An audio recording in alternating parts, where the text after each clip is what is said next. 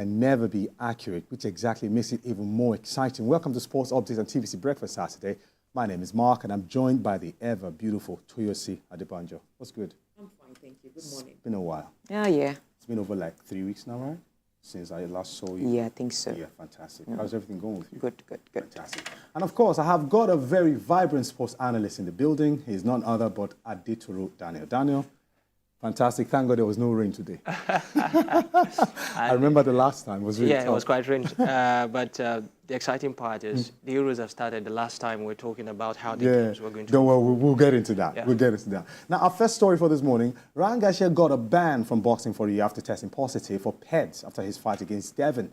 His erratic social media activity online got him on a chokehold as the trouble boxer said the N-word and mentioned both the KKK and George Floyd in an Instagram space audio that has gone viral. As a result, the WBC has expelled Garcia, although it's unclear what the terms of his ban are, though he has apologized and ready to check into rehab. Toyosi, Garcia has been very erratic. I don't know what's up with this guy. He's all over the place, just talking, no discipline, no caution. I mean, the rehab party, I said it before. I remember when he was embarrassingly taken out of his hotel room. In fact, it was his family that called the police to take him out, like get him arrested and maybe call him to order. It's just, I think it's stardom.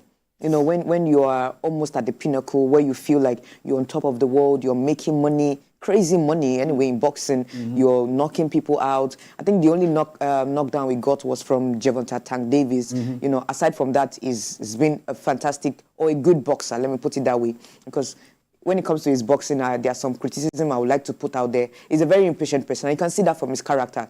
He's all over the place. Always, you know, this, permit me to use this word, this gra-gra, always never settled.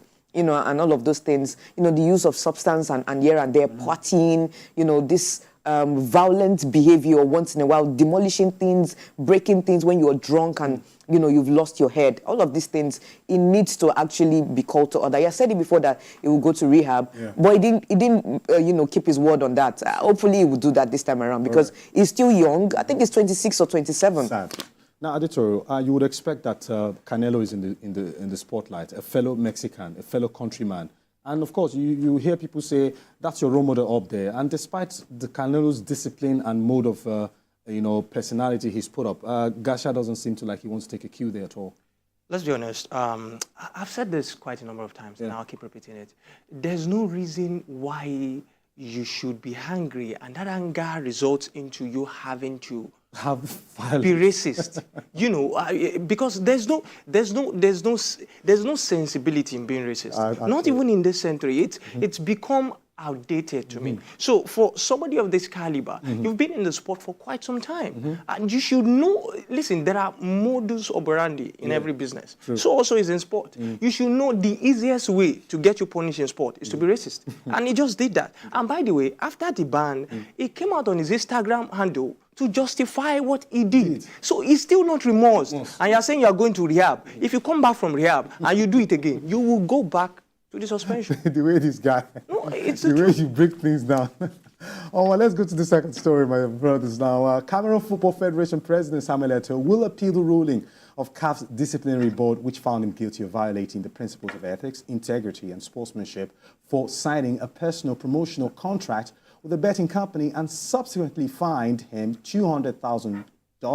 Eto'o, however, escaped sanction in a bigger allegation of match fixing and manipulation, as there wasn't enough proof to find him guilty of match manipulation. Eto'o has been on the news for almost the wrong reasons. We saw his erratic behavior towards the manager of Cameroon football. Even at the World Cup, the fight with Onana, everything, Well, I'm really not surprised at all of this. He's a very vocal person. Very. He loves to express himself. Passionate. Yes, very passionate. I'll give him that. And he's also someone who feels that, look, you cannot bring me down. You cannot try and make me feel small. If there's something that is bothering me and I don't feel comfortable with it, I would let you know. And that's what we've seen. He's so vocal, talked about his relationship with Onana. In fact, even came up front to saying, I don't like him, you know, and all of those things.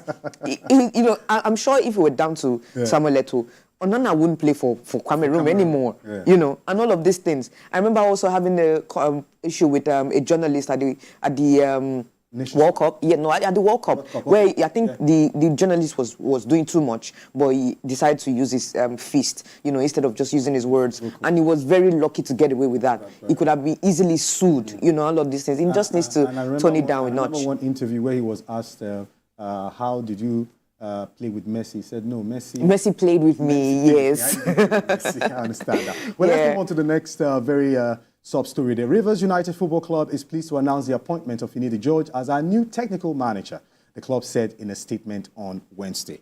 Adetoro, somehow Finidi's career is not over after the Super Eagles exits, and finally he's landed the job with Rivers United. I think he has to move on. Yeah. This is a welcome development from his part. And having said all of that, I need to reiterate this. The NFF needs to come out with a statement to let us know, listen, this guy resigned, and we are actually saying, okay, bye-bye to Finidi. They haven't done that yet officially. Okay. To me, that's a disrespect to the person of Finidi. Okay. And having said that, I love the way Finidi has been able to put himself together after the Victor Osimhen incident. I think this is a step in the right direction. I remember this is a guy who played for Sharks, Sharks and Dolphins match to become Rivers United. So he has a rich history with the club and he's won the MPFL before, so he's vast with how the league works. And I'm seeing this, this setback as a motivation for him. Honestly, I feel this is a motivation. But listen, the league is a lot more competitive now. There's a Fidelis Leshuku in the building. There are guys who are actually doing pretty well. Ogumode D of Remo Stars and quite a number of others. So he has to get to work. Step up. All right, Murray, who plans to retire from playing after the Summer Olympics Games in Paris, took part in what will prove to be his penultimate match at the Championships on Thursday when he and brother Jamie lost 7-6, 6-4 against Australian duo Juan Perez and Rinki Hijakata in the first round of the men's doubles. It would have been an early departure for Carlos Alcaraz as he narrowly edges 5 sets in a 4-hour epic on centre court against Frances Tiafoe. Let's take it easy now. Yeah. Now, Murray, hinting at retirement. You saw it coming, right? What do you mean by saw it coming? He should have retired way, way long ago. I don't know what this man is doing because in every tournament, it's either he's knocked out if he manages to go past round one and all of that. And that round one is always taking like hours. Like, bro, if your body can't take it again. You cut him some slack. He's been really gone through a lot of setback with injuries. He's not going to be the first person and he won't be the last. And he's not the only one. Okay. We've seen Roger Federer go through something like this. He gave his body time, he listened to his body and gave his body time. He recuperated, he came back and he won trophies. He won the Grand Slam, I think twice before. Eventually he was like, you know what, I put my body through a lot and my mind. This thing is body and mind working together. And decided to listen that, look, I need to listen to my body before my body would just let go and fail me. And decide to retire. There's one thing, people that say when you retire on a high, you retire when the ovation is loud. They know what they're saying. You look at Toni Kroos, at the age of 34, you see the way he was playing at the final, even the way he was playing at the Euros. You'll be like, why in God's name is this man retiring? But some people don't just want to retire when they are overused, when people start questioning. He looks tired. Yes. You can tell. Your body is back, his knee, hamstring, ankle, spine, so many kind of injuries that... You want to blame him. He's the only eye of England in... No, there's Cameron Norrie. My dear, who knows? Murray is a more... How many did the Murray even win? How many? He no reach 5. At all, he don't win. He tried, so he should go. Now Adetoro, let's take a look at the 4-hour epic centre court battle that Alcaraz faced against Frances Tiafoe. As a matter of fact, it was a match that almost saw Alcaraz leaving the scene, but he was able to pull through. Does it tell you that it's not all safe for this man moving forward in subsequent competitions because there are competitions rising already, to phase him out? You mean Alcaraz? Alcaraz, yeah. Alcaraz is the biggest. This is more or less like the biggest hack as far as male tennis is concerned. Yeah. So this is what. Let me be honest. The game against Tiafoe was quite a difficult one, and we would have expected a 5-7, 6-2, 6-4, 7-6. I mean, that's a back and forth against Alcaraz. This is somebody who is taking on Novak Djokovic head on, who is taking off Medvedev head on, and is struggling against a Tiafoe. But I like the way he ended. Okay, I think he's got what it takes to actually get through. All right, let's get to the female now. Coco Gauff breezes past Britain's Sonny Qatar in straight-set victory to reach Wimbledon's last 16. Emma Raducanu marches on at Wimbledon as she knocks out number 9 seed Maria Sakkari in straight sets in centre court. It was indeed a rerun after clashing in 2021 where she won the title. TVC Raducanu, fantastic. She's surprising me, okay, you know, because since the US Open that she won, the only Grand Slam, and going from the mental breakdown to it's too early for me, I'm too young to be going through such fame and all of those things, I can't handle it. Then a couple of injuries to have also not been fair to her.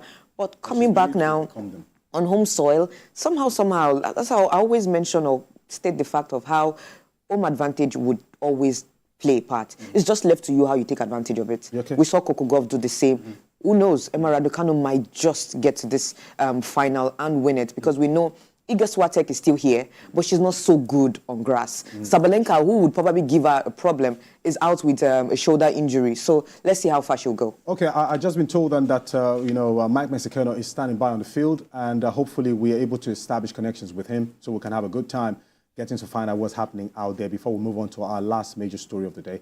Mike, can you hear me perfectly? I can hear you perfectly clear, Marco Tava. Oh, good morning. Great to see you, my brother. Course, we are out here. It's all about the Euros and the Copa. I know you're talking about tennis and all of that, Andy Murray and all that's been happening. But let's talk about football here, because that's the major focus. It's all about the Euros. And yesterday, of course, it was Spain and France. We saw both of them qualify for the semi-finals. Spain will meet France. That is what we have majorly on the papers this morning. And I have a number of guys here to talk about that. JP is here. JP, what's up? Spain, France. Who are you rooting for the semi-finals? I'm rooting for France because of my boy Kylian Mbappe. Yeah, so he's got more ginger this year, and he's moved to Madrid and all. It's much more anticipated, so he has a lot platform to perform. Okay, but now France have not scored a single goal in open play. One penalty, Mbappe, one own goal. They've not scored in open play. So do you think that they can take on Spain? Spain have been impressive against Germany. That match for me should have been a final. Do you think they can do it against Spain? Well, in football, the only thing that matters is for you to win. Whether you win by penalties, you win by getting to extra time and then penalties, it doesn't matter. So I believe the way France is going, they have a lot in the tank. Their midfield is well structured, so I believe they can do a good job against Spain. Nice way you go, Sabi strike. This Haaland way you wear. Okay, Joseph, let's talk about CR7. Now, let's talk about CR7 now at next World Cup. Do you think he should retire after losing yesterday, or do you think he can still go at 41? He can still go further for another World Cup? Yeah, well, we all know Ronaldo. He's obviously going to go for the World Cup because, he said he's obviously going to retire after these Euros. This is going to be his last Euros, but he will definitely go for it just one more time at least. He's going to go for the World Cup. Okay, but do you think that he's holding back Portugal? I've spoken about how Ronaldo might be holding back Portugal. I think he's holding back Portugal. Most of the players, they have this motivation whenever he's on the pitch. So he's definitely not holding them back. And once Ronaldo retires from that team, you all see the difference. They will miss him. There is no key player out there like Ronaldo. There is nobody like Ronaldo. All right. Thank you very much. Okay, just finally, the thoughts on CR7, retirement and all of that. You think he should go? It's time for him to leave or not? Cristiano Ronaldo have already made it in a statement that he's going to retire after the Euro. So I've seen him retiring. He's done his best. He has won the Ballon d'Or 5 times. And he has won Champions League. So there's nothing to play for. Let him go. Thank you very much. All right, that's it. That's the pulse of the street here. Take it away, Mark. Thank you very much, Mike, for your fantastic rundown there. Now, Toyosi, Canada and Argentina will be meeting in the semi-final of the Copa America. And, of course, Portugal and Germany are out of the Euros competition, finally. Sad. We just heard some of the football lovers out there talking about Cristiano Ronaldo. Let's be honest, it's high time for him to retire. To take a bow. They give him all of the chances he could ever get in a game of football. He played as a 9. He had all of the supplies from Rafael Leao, from Bruno Fernandes, from Bernardo Silva. But unfortunately, it still looks like he couldn't get the goals that were required. So you see, Hugo Costa couldn't make the difference, but Emi Martinez for Argentina was fantastic. Yeah, it was.